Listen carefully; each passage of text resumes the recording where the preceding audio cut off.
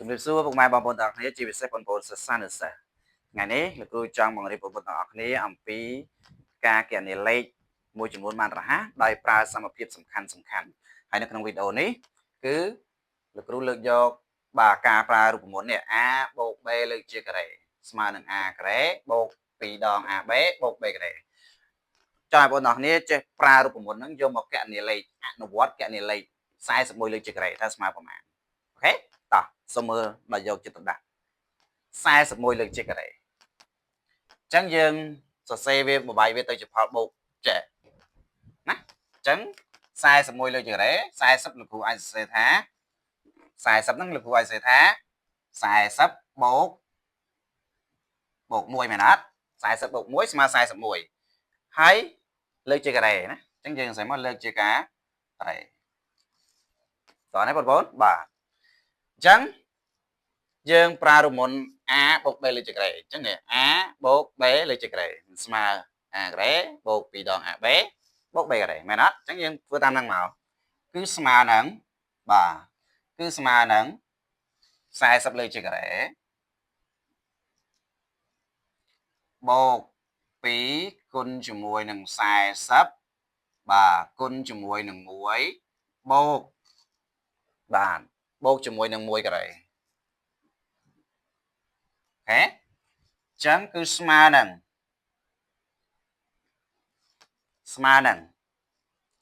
បាទ40លើកជាការ៉េ40លើកជាការ៉េណា4ហ្នឹង16អញ្ចឹង1600បូកជាមួយនឹង2គុណនឹង40 80 80គុណនឹង1 80បាទបូកនឹង80 1លើកជាការ៉េគឺ1បូកជាមួយនឹង1អូខេអញ្ចឹងយើងបូកមក1600បូក80 1680 1680បូក1 1681ស្មើនឹង1681អូខេអញ្ចឹង41លើកជាការ៉េគឺយើងមិនចាំបាច់បាទយើងមិនចាំបាច់ធ្វើម៉ាវិធីគុណដូចយើងរៀនពីមុនមកទេណាបន្ទាប់ពីយើងបានរៀនរូបមន្ត a បូក b លើកជាការ៉េហើយយើងអាចយកអាហ្នឹងយកមកអនុវត្តគណនាលេខបាទរបៀបបែបនេះបងណាបានងាយស្រួលលឿនរហ័សហើយនឹងត្រឹមត្រូវឥឡូវសាកល្បងមួយទៀតឧទាហរណ៍ថាបាទ51អូខេ51លើកជាការ៉េបងអូនកានាមើល51លើកជាការ៉េអញ្ចឹងយើងបំបែកនេះ51យើងទៅជា50បូក1ណា50បូកជាមួយនឹង1ហើយវាលើកវាជាការ៉េទៅមិនចូល a បូក b លើកជាការ៉េមែនទេបាទអញ្ចឹងមិនស្មើនឹង50ការ៉េបូក2គុណជាមួយ50គុណជាមួយនឹង1បូកជាមួយនឹង1ការ៉េណាបូកជាមួយនឹង1ការ៉េបាទអញ្ចឹងគឺស្មើនឹងបាទស្មើនឹង50លើកជាការ៉េស្មើប៉ុន្មាន50លើកការ៉េយើងគិតតែ5ការ៉េប៉ុន្មាន5ការ៉េ25មែនណាបាទ25ហើយថែម02មកបូកជាមួយនឹង2គុណ50 100 100គុណ1 100បូក1 100មក